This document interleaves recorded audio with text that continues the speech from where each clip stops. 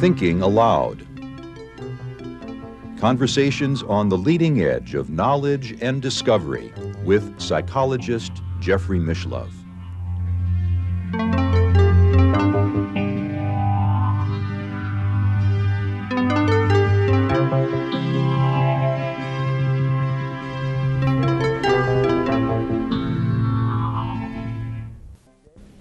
Hello and welcome. I'm Jeffrey Mishlove. Today we're going to be exploring the heights and the depths of consciousness. With me is one of the most prolific writers in the English language, Colin Wilson, author of over 70 books, including 17 novels and numerous works in criminology, existential philosophy, psychology, religion, the occult, mysticism, wine, and music. Amongst his most well-known books are The Criminal History of Mankind, The Mind Parasites, The Philosopher's Stone, Religion and the Rebel, The Occult, Mysteries, and of course his first book, which became a worldwide bestseller in 1956 when he was 24 years of age, The Outsider. Welcome, Colin. You know, you've described yourself as, to my surprise, as an individual, although you've written widely in so many areas and have written so much, you've described yourself as a person who has basically written on one theme your entire life. Yep, I've written the same book 70 times over. And that is reconciling this issue of the heights of consciousness with the depths of despair. I know, you know, Isaiah Berlin once said that there are two kinds of writers, hedgehogs and foxes. He said, the fox knows many things, the hedgehog knows just one thing. So Shakespeare's a typical fox, Tolstoy and Dostoevsky are typical hedgehogs. Now I'm a typical hedgehog, I know just one thing, and I've repeated it over and over again. I've tried to approach it from different angles to make it look different, but it's the same thing. Much of your writing has focused on your own working through of states of panic, states of despair that you've experienced in your own life. Yes, I suppose that first book, The Outsider, was almost an autobiography. And of course, 25 years later, when I produced this book, Mysteries, I suddenly had this horrifying series of panic attacks that made me feel I was going insane. It was due to overwork, you know. I'd been working very, very hard on a series of books about crime. It was a part work, in fact, and I was supposed to write the introduction to each issue. And so, you know, it was pretty hard work. I had to, let's say the issue was on kidnapping. We would have a big kidnapping case, a big kidnapping trial, and my business was to do the history of kidnapping from the beginning. And, you know, so I had to read up a lot of stuff to do this. And what happened was that the publisher suddenly said, okay, the American publisher says we can go. And so, you know, off we went. And he said, look, I'm afraid we're going to need 4 articles per week. Now, this was okay, you know, there were 3,000 words each. You know, it was about 12 pages. And then later he said, I'm awfully sorry, we're going to need 7 articles per week. And then, when I was really working like a madman, he said, look, I don't know whether you can manage this, but we need 10 articles per week. Now, this is a full-length book every 3 weeks. And so I was doing pretty well. I was working away nicely. And one day, 2 bloody Canadian journalists came to interview me, and they were bores. Well, you know, they talked and talked and talked and talked. And I was doing pretty well until then, but you know the way you get when someone just talks to me, you go, ugh. And I did this, and I went to bed the second night when they'd been here, and about 4 o'clock in the morning I woke up feeling a bit hungover and began to think about all the work I'd got to do, and quite suddenly my heart began to pound and my face went all hot, and I thought, perhaps I'd better go straight downstairs and get to work immediately. Then I thought, no, no, no, you're going really insane if you do that. And I made a great mistake. I tried to repress it by sheer willpower, and this was a mistake, you know. Because I could have done it if I'd gone all the way through with it, but it's like pulling back a spring and being terrified suddenly that it'll bound back on you. I let go, and quite suddenly, you know, my heart began to pound so fast I thought I was having a heart attack. So I rushed into the lavatory and I just sat there in the cool, trying to sort of calm myself down as you might try to calm a frightened horse. And then I went back to bed after half an hour, and it just started again as soon as I got into bed. So I went to the sitting room and put the lights on, and I thought, what's happening? I'd once written a book called The Mind Parasites, which was about this idea that parasites can insert themselves into your unconscious mind and just suck your energies dry. And that was just supposed to be a parable of what's wrong with human beings, what you might call original sin. But now I was suddenly experiencing the damn thing. And finally, after hours, I went back to bed, and I managed to stop the panic by just staring at the window frame and refusing to let my mind move an inch in either direction. And finally I fell asleep, but I woke up the next morning feeling a total physical wreck, drained of energy. Now, I managed to get rid of this by actually describing it. I just went downstairs and I wrote it down, and this is the opening of my book Mysteries. I just put it straight down on paper. And when I finished that, I felt much better. But that night, before I went to bed, I thought, oh God, I hope it doesn't happen again. And of course, there's no more sure way of making sure it does happen again. I woke up in the middle of the night, thought about it, boom, boom, boom, and off it all went again. And you get this sort of funny sound in your ears, like as if you're swimming underwater, and so on. Anyway, I finally discovered after 3 or 4 nights of this that I could control it if I woke myself up as fully as I possibly could. And then it was like a schoolmistress coming into a room full of quarrelling schoolboys, and like that, and suddenly deathly silence. And I found that I discovered the basic trick, that it was as if there was a kind of higher Colin Wilson up there, and when he chose to come down and make his presence known, everything was okay. But you know the way you are in the middle of the night, you wake up and you begin to worry about money and all kinds of things. The lower levels take over in the middle of the night. Well, this is what happened. Now, that experience seemed to me so completely pointless and miserable and rotten that I could see no meaning in what it seemed to undermine all my life's work. And yet, when at the end of 3 months I'd sort of struggled with this, what it amounted to was catching my adrenaline before it flooded into my bloodstream. As soon as I became afraid, you feel that surge of adrenaline and everything goes hot.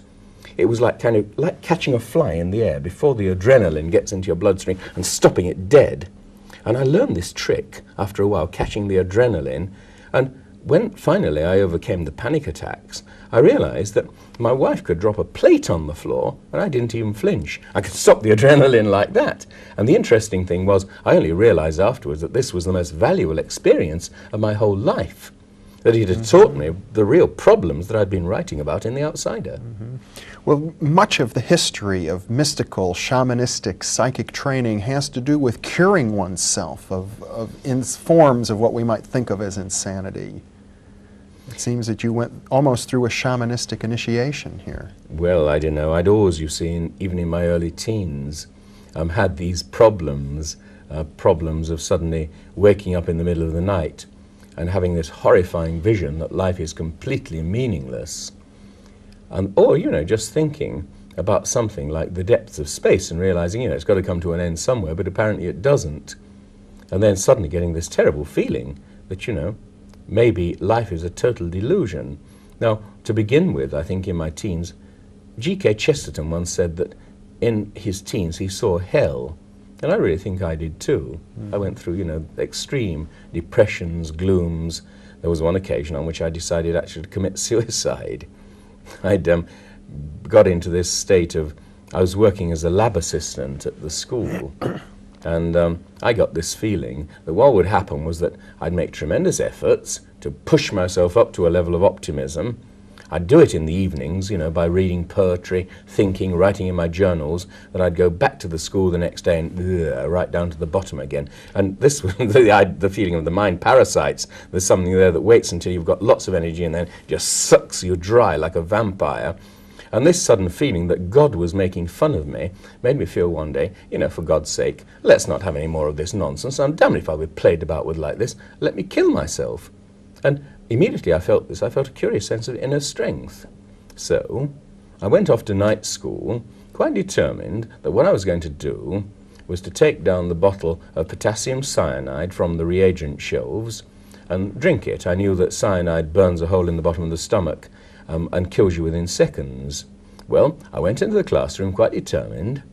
There was a group gathered around the professor at the desk.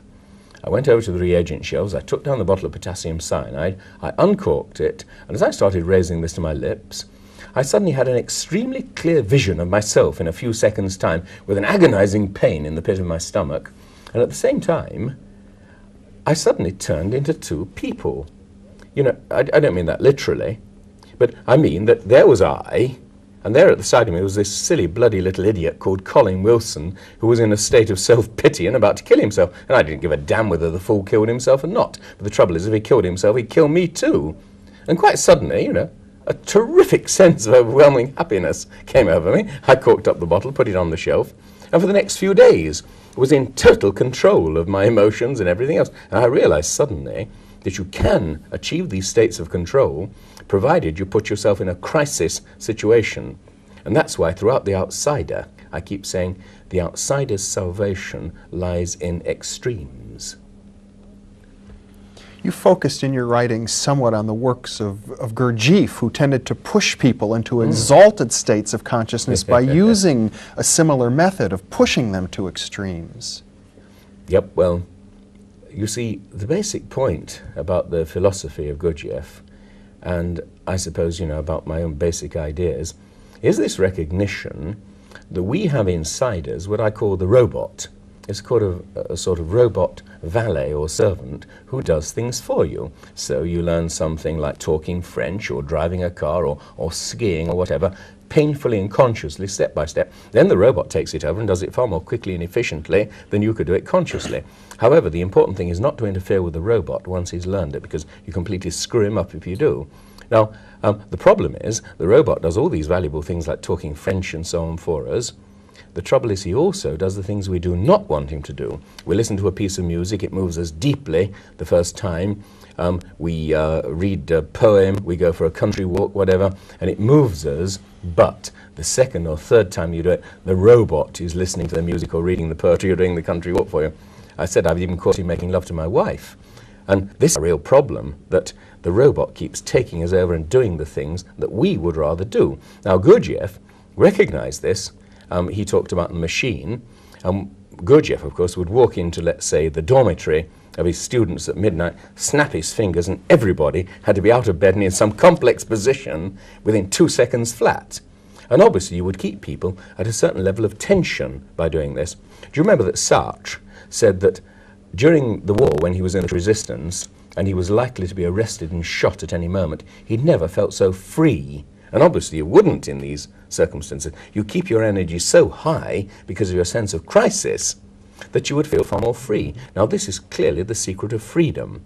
Keeping your energy so high that the robot, who's a bit like the thermostat on the wall, which turns on quite automatically when your energies drop below a certain point, and then suddenly, without even noticing it, you're living mechanically, robotically, instead of with a real you.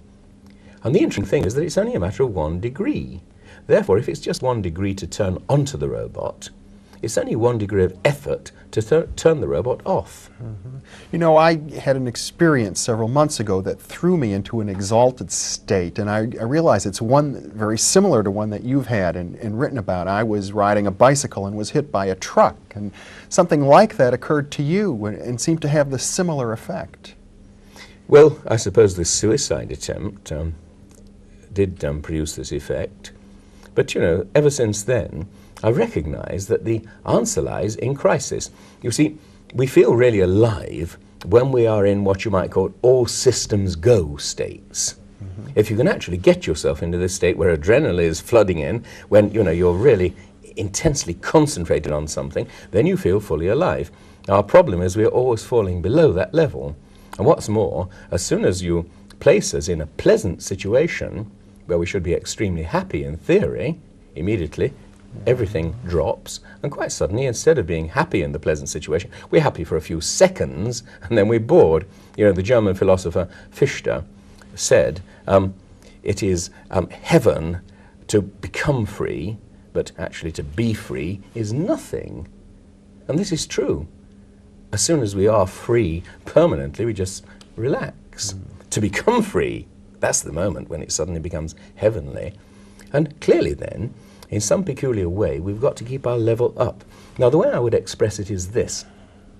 Human beings are what you might call about 49% real you, the essence, the free will, and 51% robot. And so the robot slightly always overbalances the real you.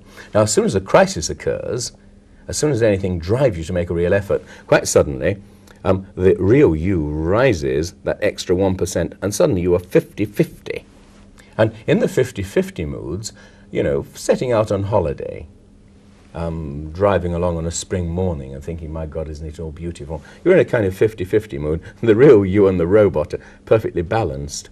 In crisis situations, in which suddenly, you know, Hans Keller, who used to be head of BBC Music, said that in Germany in the 1930s, when Jews were disappearing into concentration camps, and he was Jewish, he said, oh my God, if I can just get out of Germany, I swear that I would never be unhappy again for the rest of my life. And you can see exactly what he meant.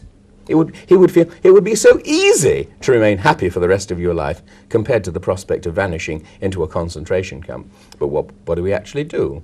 You know, under these circumstances where we think, God, if only, we suddenly find that, you know, normality, pleasantness, puts us into this curious robotic state in which we forget everything and down we go again.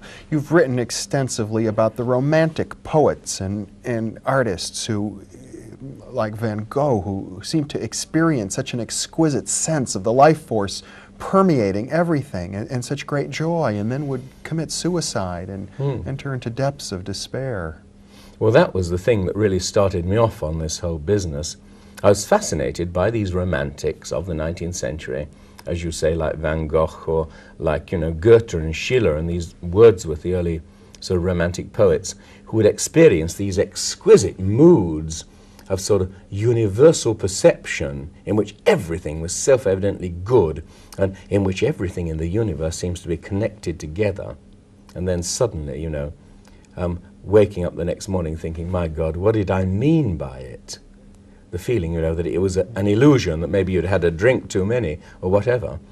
And so the question I asked myself from the beginning is, how could you determine which was true? The moods of intensity, or, you know, the suicide note that Van Gogh left saying, misery will never end. And the philosophers at the time when I produced The Outsider, people like A.J. Ayer and Gilbert Ryle and so on, would have said, that's a totally meaningless question. You know, after all, you feel one thing in one mood, you feel another thing in another mood, and they're just relative.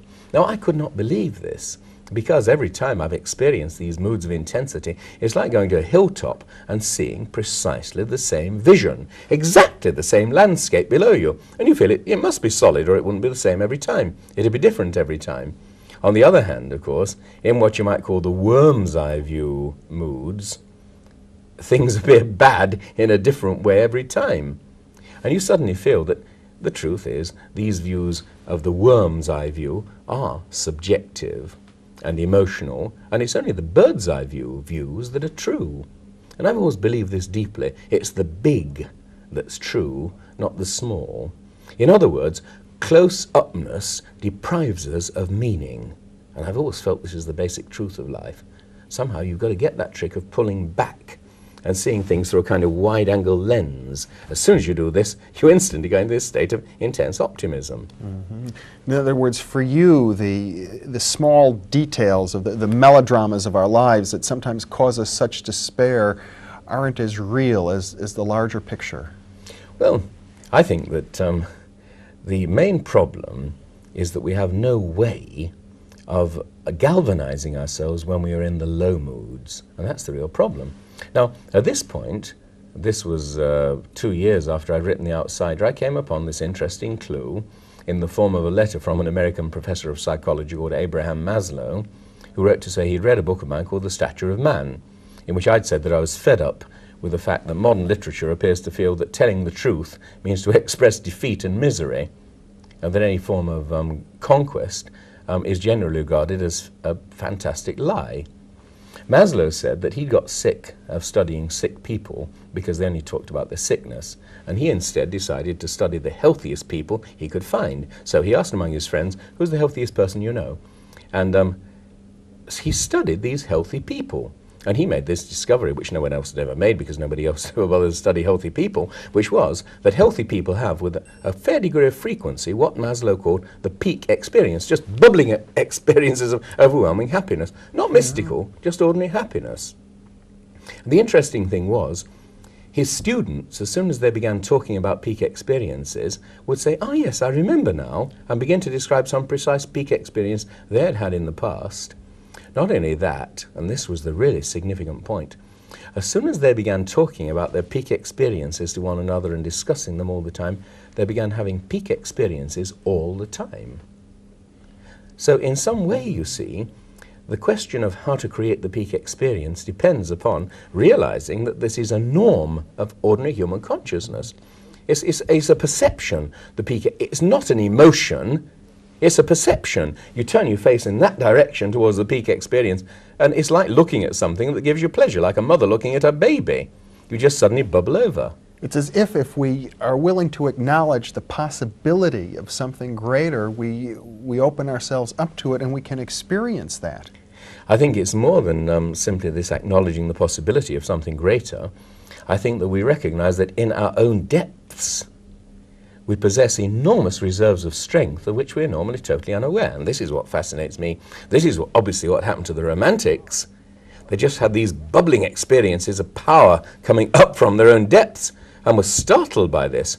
And what's more interesting, I think I've noticed again and again, when you experience a sense of power coming from your own depths, you are likely to feel that in some way it's coming from the external universe, because it so transforms the universe, like Van Gogh's vision of the starry night, with all of the stars turning into great whirlpools of force and the trees looking as if they're flames rising towards the sky. It so transforms it that it appears to be an external vision. Of course, all that's happening, so to speak, is that you are glowing with light that transforms the external universe. So in all the mystics, you get this strange thing. They say the inner becomes the outer and the outer becomes the inner. It's characteristic of all the mystical experiences, that. And then as soon as I began to see this, that it is a matter of sort of inner strength, I became extremely interested in this problem. The question I asked myself was, how, then, could you create the peak experience at will? Because obviously, if you want to compare that with what you might call the depth experience, the depression, somehow you've got to create them and put them side by side, so you can see them side by side, and you see which is higher than the other. Well, I talked to Maslow about this, and Maslow said, it's impossible, you can't do it. The peak experience comes when it wants to, and it goes when it wants to, and there's nothing you can do about it. Now, the 19th century Romantics had said this. You know, Pushkin compares the poet's heart to a coal, which is blown into a red glow by the flame of inspiration, and then goes black again, and there's nothing he can do about it. And yet, I said to Maslow, in a sense, you're contradicting your own basic theory, that there are higher ceilings of human nature, that we're free. And that's what fascinated me so much, this notion that we're actually free, that we get these curious moments in which freedom floods over us with a kind of explosion that suddenly shakes us awake. It's what the Buddhists call enlightenment. And whenever it hits you, you get this strange feeling of, my God, of course! And then, of course, you wake up the next morning and say, of course what? So the problem was to define it precisely. And the only way you could do this is by learning, if possible, to create peak experiences at will. And that was the problem to which I gave myself after about 1958. How could it be done? Mm-hmm. Many Buddhists would suggest there's a logical paradox there, because the I, the part of us that wills, is not the part of us that gets to experience that. Yes, precisely. That was something I discovered many years later. You know, in the late 1970s, in fact, when, of course, I suddenly discovered that we have two eyes inside us. I'd known about this split brain psychology for years. I mean, I'd known, you know, that the right brain is concerned with pattern recognition and all the rest of it, that the left brain is concerned with logic and language and mathematics. And it hadn't struck me as terribly interesting. I thought, okay, so what? Then I read this book, The Origin of Consciousness in the Breakdown of the Bicameral Mind by Julian Jaynes, in which he explains that if you split somebody's brain down the middle, which they do to prevent epileptic attacks, they literally turn into two people. this is what interested me so much, that they become two people, and that the person who actually says I lives in the left brain. You know, what Jane says is, if you show a split brain patient an apple with a left eye and an orange with a right eye, and you say, what have you just seen? He will reply, an orange. If you say, okay, write with your left hand, which is connected to the right brain, what you've just seen, and you don't let him see it, he will write apple. You say, what have you just written? And he replies, orange. If you show him a dirty picture with his right brain, he will blush. If you say, why are you blushing? He says, I don't know. So obviously I don't know means that I lives in the left brain, and that total stranger lives over in the right. Now you may say, but I'm not a split brain patient. On the other hand, Mozart said that tunes were always walking into his head fully fledged, so he just had to write them down. Now where did they come from? Obviously, that other self in the right brain. And they walked into the place where Mozart lived. Now if Mozart was a split brain patient, so we all. We all have two hemispheres, of course, to our brain. And what's more, they're totally disconnected. Disconnected to such an extent that we're not even aware that we have this other person living in the other hemisphere. Now, when I began writing a book about Wilhelm Reich... We have just about a minute now, Colin. Oh, shit. I realized that, in fact, these two were exactly the same as Laurel and Hardy in the old movies, and that the person living in the other hemisphere is, in fact, Stan Laurel. He's the one who sends up all the energy. Ollie is the living you. And somehow they're like lumberjacks at either end of a double-handed saw whose business is to collaborate. If you can once actually get the collaboration of Stan in the other hemisphere, everything is fine. So, to summarize a very long story here, it would seem as if part of the art of rising from the depths of despair to the heights of peak experience is to develop a kind of working relationship between these Laurel and Hardy characters. One is totally creative, but unfortunately is so silent that you don't even know he's there except in your high moods, your intensity. Van Gogh could see his Stan when he was painting the Starry Night. As soon as you know Stan is really there, what I'm saying is that he will always support you, always send up these surges of creative energy when you need them. Colin Wilson, thank you very much for being with me. It's been a pleasure. And thank you for being with us.